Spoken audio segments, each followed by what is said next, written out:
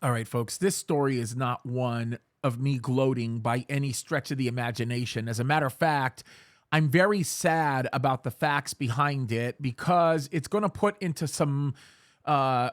motion some real disaster. I mean, believe me, this is not good.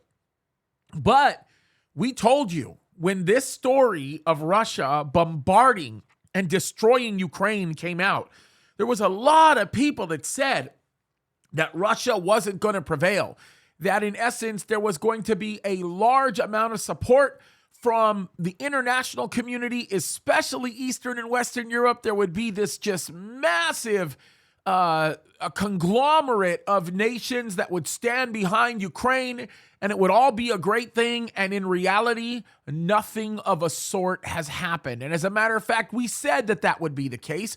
We actually predicted, based on what we know the scriptures teach us, that not only would Russia prevail, but to the detriment of many of the nations that attempted to interfere, there would be a just tremendous loss, unspeakable loss. And of course, I did a story a few days ago. You heard about this where Macron got up there and basically said they were going to go through a very dark winter. As a matter of fact, I forgot the exact terminology he used. I think it was like age of benefits or something like that. I forgot exactly what he said, but he said it was going to be a time where they were going to go through a rough time. Well, guess what?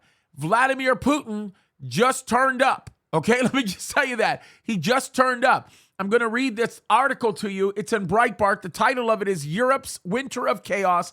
Russia cuts gas supply to France as Prime Minister warns of future energy rationing. Of course, this is not unusual for Putin to do. He's already done this with many, and it is making Europe a whole lot weaker. Now, there is a sentiment biblically that I'm going to add to this in a minute, right? Because I think it's very important that we watch this and we analyze things this way.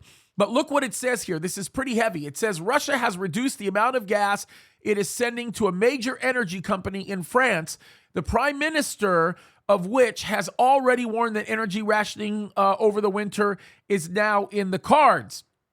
And it is absolutely true. That's exactly what happened. Now, notice this. It's interesting. It says, according to a report by Le Figaro, Russian state gas company Gazprom announced that it was reducing the amount of gas it is sending to French energy company Engie with immediate effect. Now, Engie's claiming that they're going to be okay and it's not going to affect them. But anybody that actually knows what's going on knows that Macron may have been right when he said it was the end of abundance. That's the phrase that he actually used.